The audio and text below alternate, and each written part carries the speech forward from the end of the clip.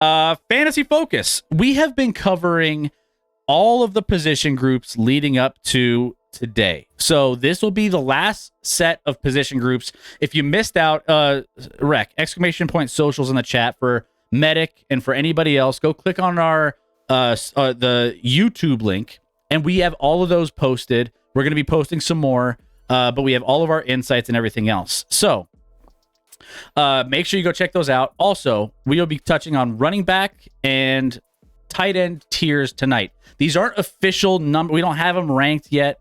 We don't have anything else, but we will end up having these at some point during the regular season. We're going to be doing a fantasy focus each and every single week where we're going to be ranking our top 10 players, 10 to 15, depending on how things play out. Well, right now, just 10, and kind of give you an idea of who to maybe start, who to sit from your fantasy league. So keep that. That's even more fantasy coverage we're going to have throughout the season that we haven't had up until this point.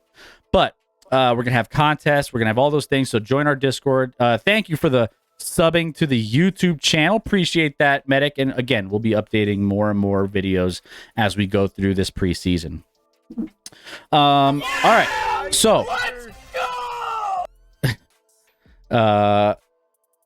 running backs. We have a lot to talk about on running backs, tiers, rankings, everything. Because right now, Scotty, the running back position stock is at an all-time low, which means we got to figure out, of these guys, who's going to stand out and who you should probably draft. Because there's a lot of guys that aren't getting paid, the Josh Jacobs of the world, and all these guys that deserve all the money.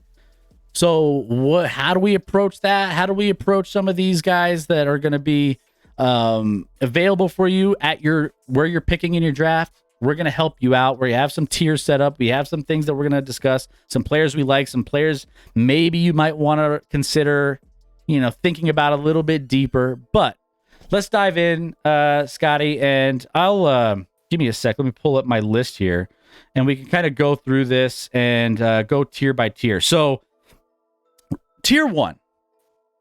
Running backs get no respect. Yeah, I mean, right now they're not.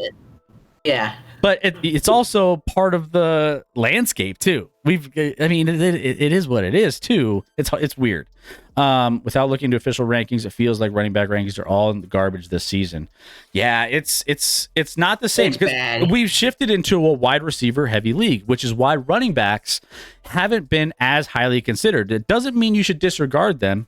It just means you should think about the value you're getting for your running backs. You got like workhorse running backs in like the last 5-10 years, you're getting more of value running backs, guys that are going to be pitching in little off your bench, or your running back twos aren't going to be as high level. You know what I'm saying? So that's where we're at here. But if we're talking about tier 1s, these are guys that you can draft first in your fantasy league and nobody's questioning, like first overall, and everyone's like, yeah, that makes sense.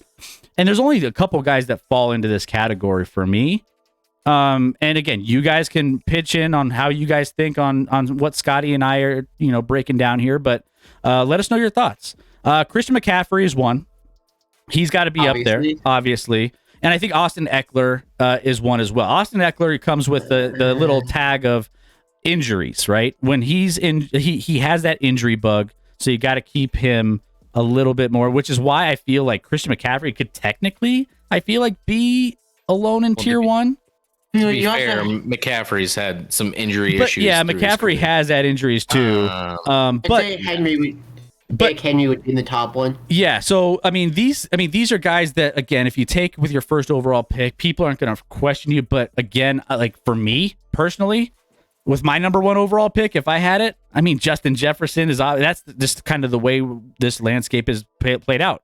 Justin Jefferson, Jamar Chase, you know what you're getting. You know you're getting productivity. So, it's just these are kind of maybe some changes to the rules. But both of these top 2 running backs have questions. Christian McCaffrey has questions in the fact that San Francisco has a lot of options. So, obviously Christian McCaffrey fits into a lot of those. He's a Swiss Army knife. He can catch the ball. He can run the ball. He can throw touchdowns, as we've seen in the past. So there's that.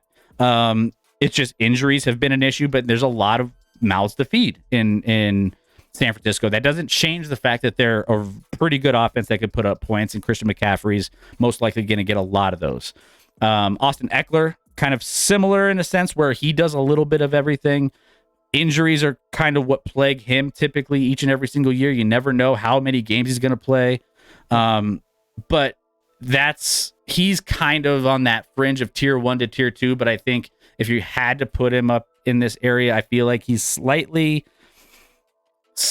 better than some of the guys below him, like a Bijan, Nick Chubb, Saquon, Derrick Henry, Josh Jacobs is kind of like that next tier. I don't know, Scott, what do you think? I think in general, the running back position is just, it's never been more of a wild card than it is this year. Like, there are guys that are like average ADP of average draft position right now in the 20s that I could easily see surpassing guys in the 10s right now, even if both of them have fully healthy seasons. Like, and it wouldn't shock me at all. Like, you have Austin Eckler, and most projections that have Austin Eckler. He was the number 1 fantasy running back last year. Yep. In at least in half point PPR and full point PPR. I don't know about standard without PPR involved at all, but I generally go off half point PPR because I think that's the most, it's middle ground. He was number 1. Austin Eckler has never rushed for 1,000 yards in his career. It's crazy. Never done it. Like, the number 1 running back last year didn't even and I think as a Chiefs fan, and I've talked about this a lot, if Austin Eckler catches 100 balls this year for the Chargers, that's a great thing for the defenses of who's playing the Chargers, because they're just selling out and bailing out and getting the short 4-yard catch to Austin Eckler. I mean, McCaffrey on paper has to be 1. I agree though with STG. I think mentioned earlier, like, when you look, when Elijah Mitchell for the Niners was healthy, when McCaffrey first came over to the Niners, there was a lot more timeshare.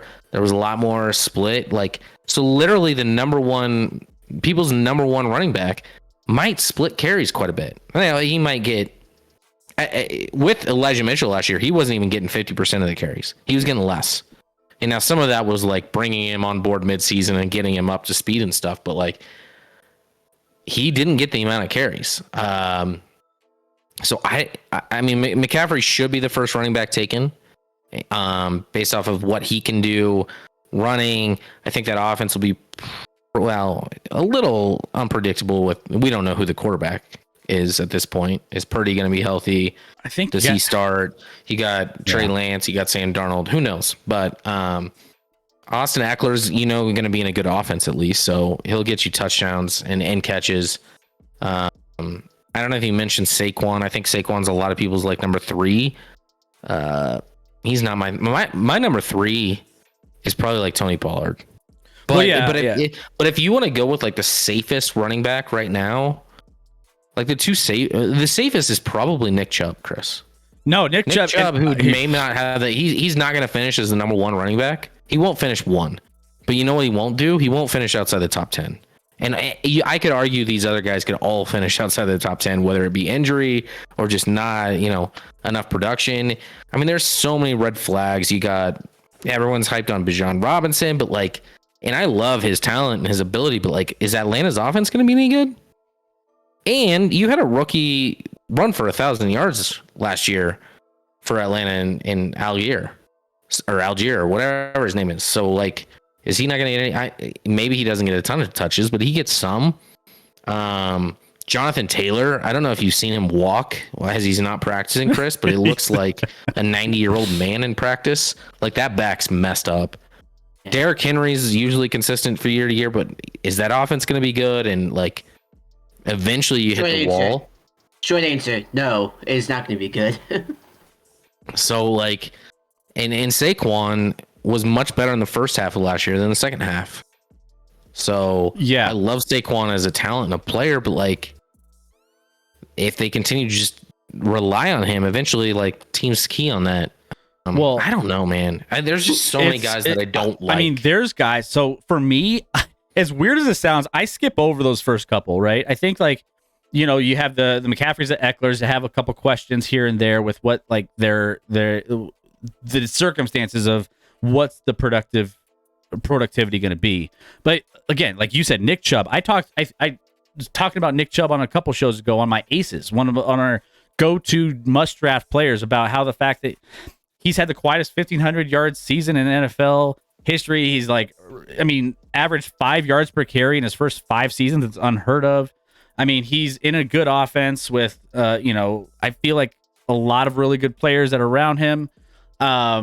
His cutting and explosiveness. I'm all in on Nick Chubb, and I have him more of some other places have him tier like 3, that range. I have him in my tier 2s, kind of sneaking up there, which I think he fits. I think Bijan Robinson can be an electric player. Saquon's in there. Saquon was 5th in PPR last season when it came to all of his fantasy production. So even though Saquon, we've kind of have like these, I always think of Saquon as like, oh man, like I don't know, like injuries and everything else, he's not going to be doing much. But then you look at last season and he's like great. Same thing with Derrick Henry. Derrick Henry had 1,900 total yards, that's catching and rushing, and 13 touchdowns. And people are like, oh well, he just seems like he's on the back end, which he kind of is. He's like what, the 5th oldest running back, or he's an older running back.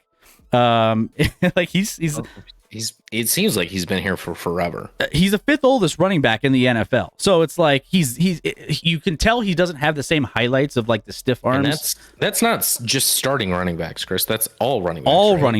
All running backs. So it's like he's an aging running back, but yet he still had 1,900 yards total, 13 touchdowns last year. So I don't know how to feel about Derrick Henry, Austin Eckler, McCaffrey, Saquon. Like, it makes me feel like the Josh Jacobs, the boring players, the Josh Jacobs, the Nick Chubbs, like the Tony Pollards. Those are the guys that I'm leaning on this year, which is, again, I don't think Tony's boring. And my problem with Josh is like, and I think most people's problem with Josh was phenomenal last year, but like, is he going to play? Is he going to play to start the year? Well, that's another thing too. Yeah. And even if That's he does play, if he does play, like again, what about that offense?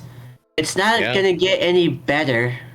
No, but it wasn't that great last year, and he still put up. Exactly. He was number 3 among running backs in fantasy, half-point PPR, only behind Christian and Austin. Yeah. Because last year was like his first year that he was good. Was that a fluke year?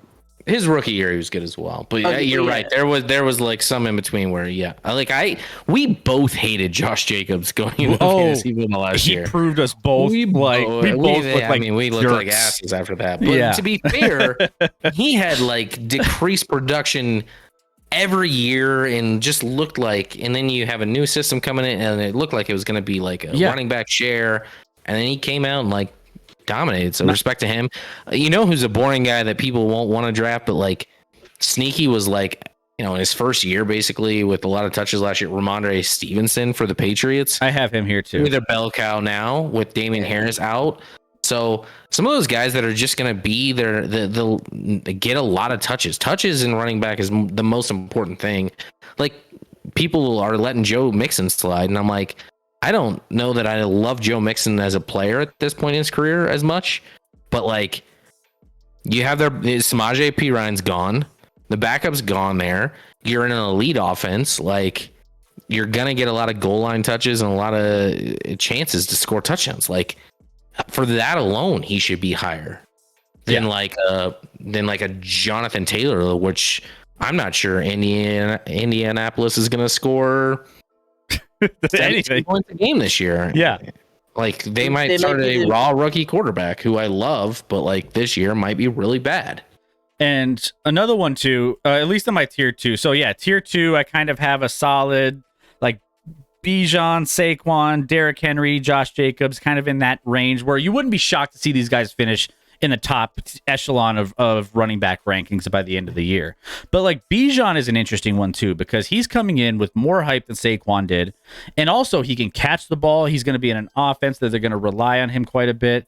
He's kind of a guy that I think has potential to in a Atlanta offense that's like they do quite a bit of running. I mean, we've seen some running backs there have some good production, and I think that he's going to be a very dynamic player. So he's a guy that is more of that sexy speculatory tier 2 that like I just you just think that he's going to get a little bit more. But I just worry about his ability to score a lot of TDs. That's my biggest concern with him right now being drafted as high as he is that offense isn't going to score a lot, right? I mean, Desmond Ritter, they have some nice pieces, obviously, with Drake London, Kyle Pitts. Yeah.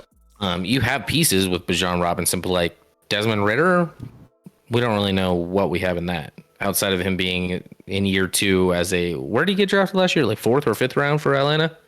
Pitts, 4th. Yeah. 4th. Atlanta runs on all 3 downs. Ritter, not Pitts. Fourth overall? Fourth overall for Pitts, yeah. Yeah, so Ritter was 3rd round. Was he 3rd? He went before Malik Willis did. Okay. Atlanta runs on all 3 downs despite having some obvious pass plays available. I mean, they do run the ball quite a bit. I think they might actually, ironically, they'll probably throw the ball more this year with Ritter than they did last year with Mariota. Yeah. Mariota is very limited with arm strength and a lot of some other things. And also personality-wise. Very boring person. Yeah. We're talking about like boring players that could get touches. What about Green Bay?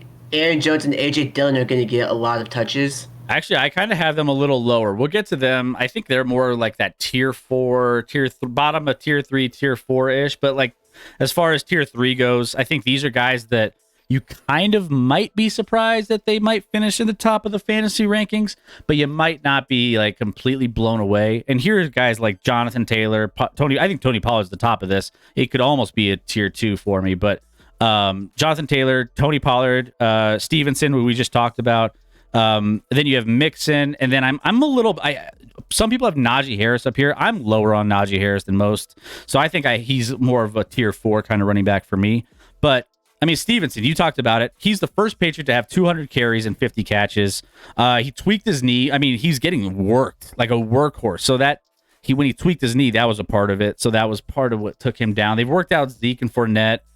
Clearly not working out with like what they're trying to do offensively, but Stevenson's the best option they have.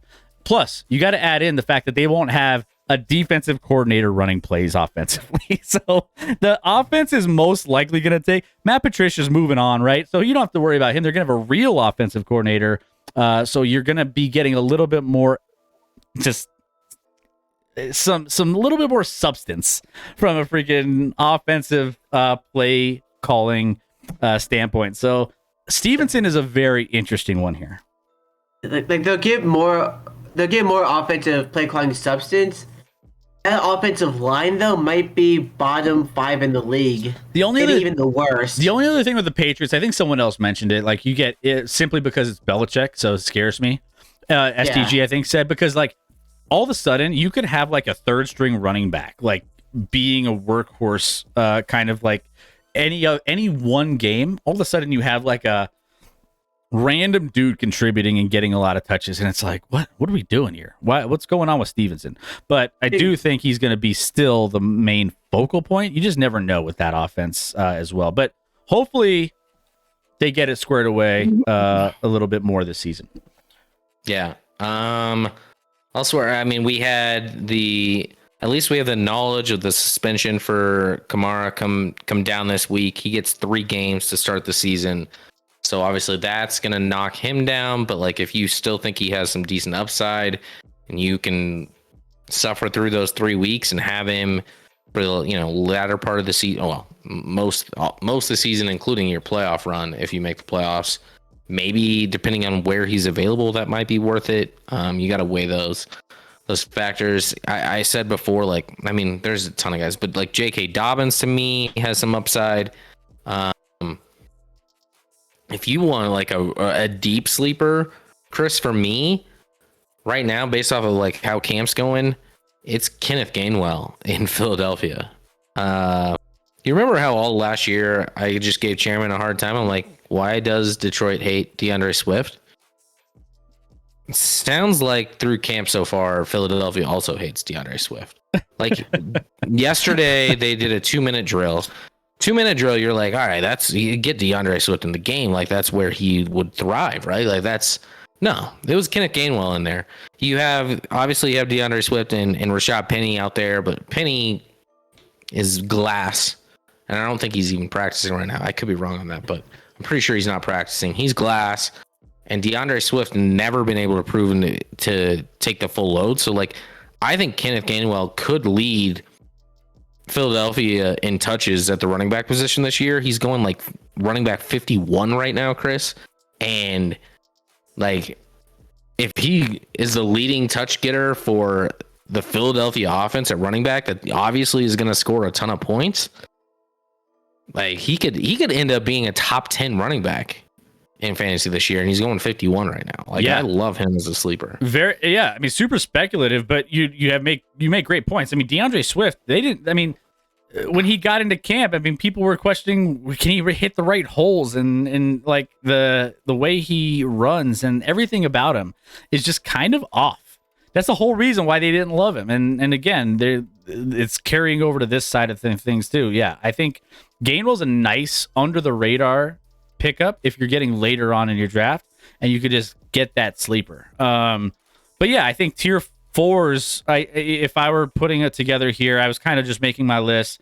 Like, you probably would be surprised if these guys kind of got into that top echelon, like finished up as a top running back in the fantasy league, right? So here you have like the Travis Etienne's, the Breece Halls, the Kenneth Walkers, the Jahmyr Gibbs, the Aaron Joneses. Like, they're going to be good. They're going to be productive. I mean, some of the weird ones, like Kenneth Walker, Travis Etienne, I feel like are interesting, but like everyone's hyping the Jags, so everyone's expecting them to just be this juggernaut, which everyone's expectations are high. So I don't know if like that's going to temper what we're going to actually get. But then also they went out and they drafted running back, just like the Seahawks did. They drafted a running back this past season because maybe they're questioning, some of the aspects of what they can do in certain parts of the game. Like, I mean, questionable maybe in the passing game, maybe taking some pressure off. So you have some running back competitions there with ETN and with Kenneth Walker. Now, both injuries in Seattle are kind of happening at the same time. So, that's a different thing. Walker and Charbonnet are both injured right now, which means they're running back 3 all of a sudden. And they say they love their running back 3, whoever it is. Yeah. And he's hurt. So it's like he's hurt now. McIntosh is hurt. I mean, come on. Yeah, so it's just like you have questions there. That's why these guys are kind of the tier 4s. Also, Breece Hall. I mean, there's these questions whether or not he's ready at the moment. That's why they're talking to Dalvin Cook, trying to figure out if he's going to come in and maybe take some carries, because they don't know if he's going to be ready out of the gate to be what they need Breece Hall to be. So that's why I don't know if he fits quite into this tier or not. I don't know. Maybe he's a little lower based off of that, because that makes a difference. So I don't like taking a player coming off an injury that starts with the letter A, Chris. Mm-hmm. I just don't like him in their year return. After that, you can get value. Yeah. But that first year back, I just don't. So I've heard in Denver, like Javonte Williams looks phenomenal, and like it's crazy how good he, like, health wise seems, and he's going to be ready to go.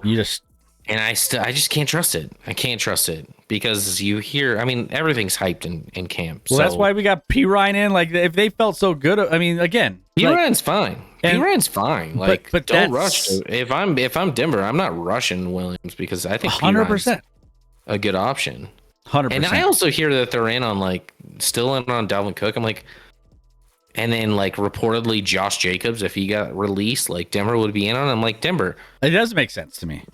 How many running backs do you need? Are you going to play all 3 at one time? I mean, what are you doing? When I was at Broncos training camp, they were running so many different players at running back, and they were all looking decent. And I'm like, all right, well, you can find somebody for cheaper than having to like figure out, like, pulling in a guy that, you have options between P. Ryan, between Javonte Williams, between some of the other guys that can you will be fine. So that actually, when that came across the news ticker on the fact that they would be interested, I think Chiefs were the other team. Like, yeah, which is not. There's no way that's true. Yeah, I don't think either team's true. I don't think either team is true either. It's just a weird report. If he wants money, the Chiefs aren't going to pay him a lot of money, and I don't think Denver would either. Cornhusker, and I didn't bring this up, Chris, but there is a Mahomes in the chat comment. Mahomes been practicing behind the back passes at training camp. I saw that. Obviously, I saw that. And I hope he throws a lot of those this season. honestly, I think this will be the year he throws one. But I kind of have a hot take on that in the sense of like, Chris, listen, I'm the biggest Mahomes fan out there. Yep. Love the man. Yep. I don't think throwing behind the back for like a screen pass is that hard. Like of all the, if I'm like listing the top 10 most impressive things he's ever done in his career, if he completes a behind the back pass, that's nowhere near the top 10. I don't think it's that difficult. Like, especially when I saw the highlight of like the screen they kind of did in camp and it was on there. I feel like I could make that throw, honestly. Of course you could. Of course I think I can make. I'm pretty solid behind the back. Accurate on time. I mean, it was just a screen pass. It was just a screen. It was just a floating screen pass. Which, by the way, if they can pull that off in a game, I mean, you saw the fact that they were running that one direction and it opened up literally the whole left side of the field, and it was just like a massive play. I will say, you can't run that all the time, but the one time you do, if it works, oof, that's nasty. That's nasty. Now I debate if they were the only reason I think they maybe don't run it is like if the Chiefs had real ideas of running that, do they let their social team like put that out there like they did? I don't know. It's weird. Maybe not. Maybe they're like, oh, we'll still run it one time, but now teams have to like account for it. But how do you account for like? Don't forget to prepare for the behind the back pass that we've never seen before in football. But he's done things. I mean, Chris, he completes left-handed throws against your team, so you're like, I welcome this. Getting back on track with running backs. I mean, where do y'all have David Montgomery? All right. So recapping tier 4. These are the sexy running backs that are kind of like have some questions but could be productive. Travis Etienne, Breece Hall, Kenneth Walker, Jahmyr Gibbs, Aaron Jones. Next, we're getting into the tier 5 and tier 6s. These are kind of the more like the deeper value picks when you're getting into some of these, some of your drafts. So tier 5, you got the J.K. Dobbins, the Damian Pierces, the Cam Akers, Miles Sanders, Madison, James Conner, Rashad White.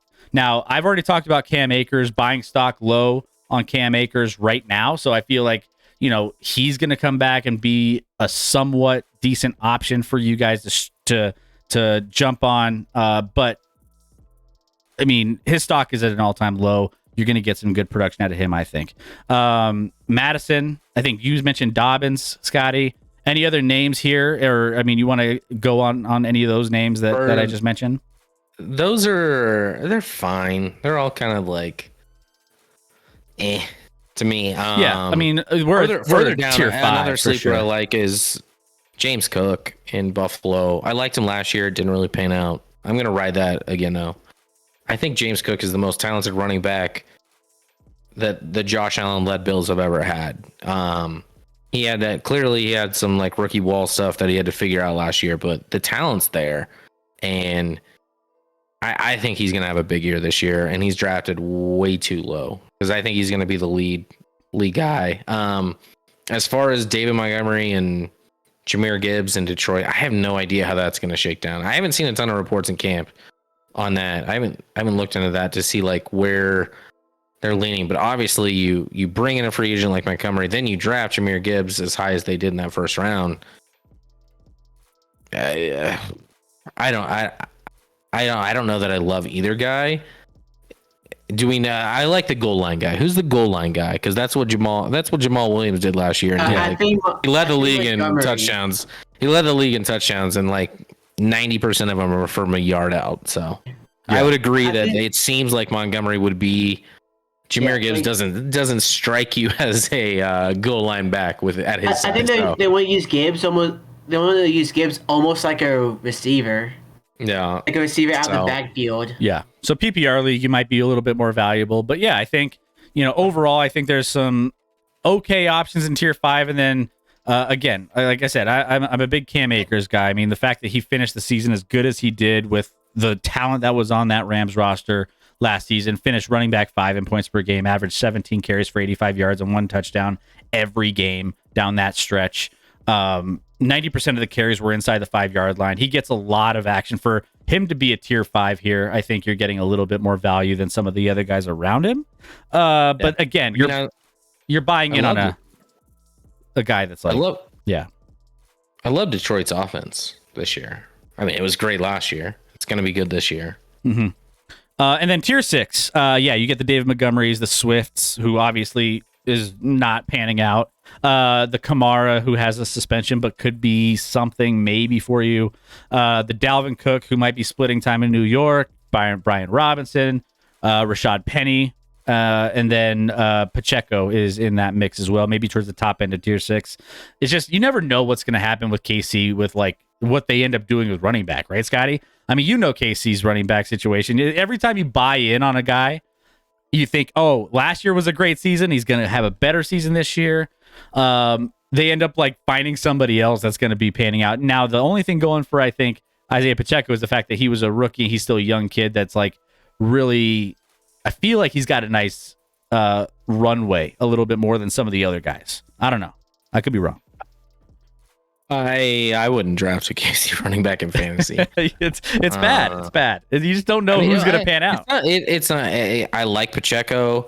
Listen, CEH, who was injured and out pretty much the end of last year, is in a contract year, so he might come out guns blazing. You still have Jerick McKinnon, who's kind of their third down.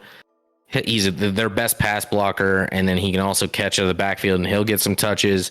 And then they have a undrafted guy, Deneric Prince, I think is his name, who apparently, especially in the passing game, has been absolutely phenomenal in camp. Like another sleeper. So they like it seems like it's a dime a dozen, and they do different things, and like none of them are going to get enough touches where like you should be starting any of their running backs at this point, at least to start the year on a consistent and basis. That's what's crazy about Kansas City is like that's just a testament of how good Mahomes is, right? Because when you have so many players, there's not a single wide receiver in the top 3 or 4 tiers of our rankings that we did before. There wasn't a single wide or running back in the top 5 tiers of what we have now. Because spoiler, we're doing tight ends tonight. We're doing tight ends. Tight ends. There's only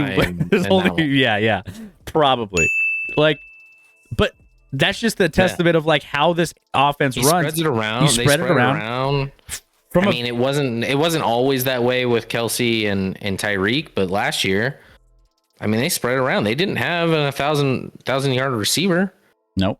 Juju led them, and I think he was somewhere in the either upper 8s or 900 some yards. Yeah. So they didn't have a 1,000-yard receiver, and the dude won MVP. Which is weird, right? Which is wild to think that, like, he threw for a ton of yards and a ton of touchdowns. They throw the open guy, or they scheme. It's not about, especially with who they have right now. It's not like they have some outside of Kelsey, some dominant talent that they have to get the ball to like they used to with Tyreek, kind of. Which is why there's only 2 targets that are going to carry a fantasy team from this like from a fantasy standpoint. There's only 2 players you should probably consider in Kansas City. It's like a fantasy wasteland desert of production because you just don't know what you're getting. But Kelsey and Mahomes are the only 2. When you're looking at the running backs, it's like it could be anybody.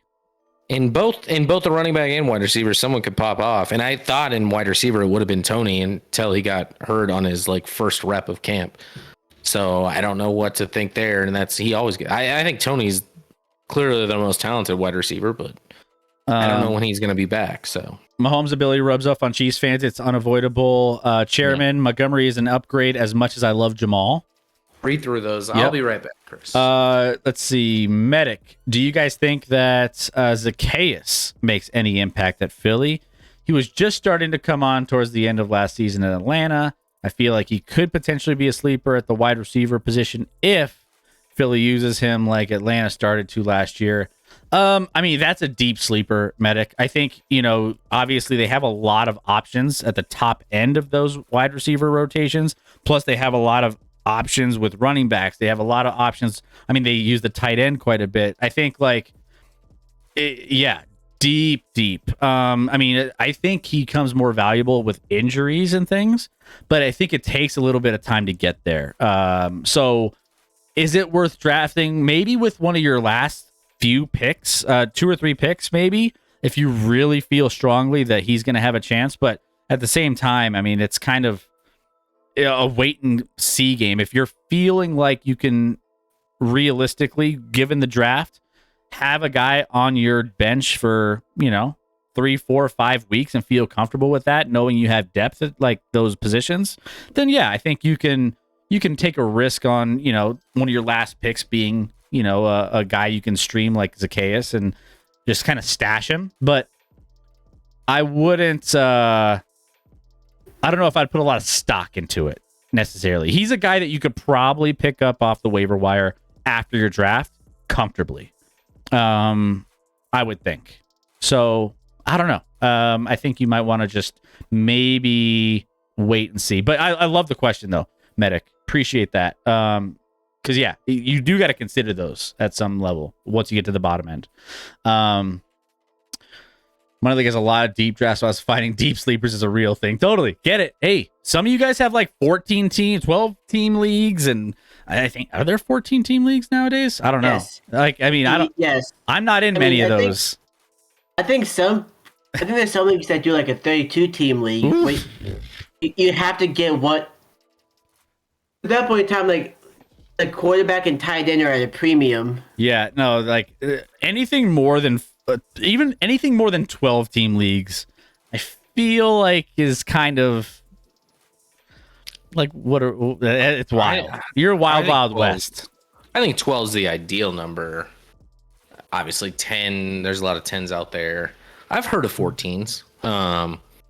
My brother played, and he may still play, I don't even know, in like a 16 team league. And I'm like, that's chaos. What are we doing? Like, yeah, you're having to start at running back once like one of your two guys gets injured. You're like, all right, Gus Edwards for Baltimore, let's roll.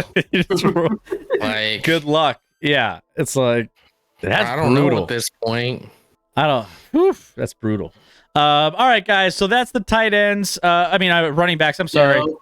That's the running back. So again, if you guys want to go in and check anything that we were talking about from our tiers, where we have guys slotted as of right now. I mean, obviously that changes over time, but we're gonna have these rankings each and every single week. So make sure you check back every single Wednesday, so you see where we have guys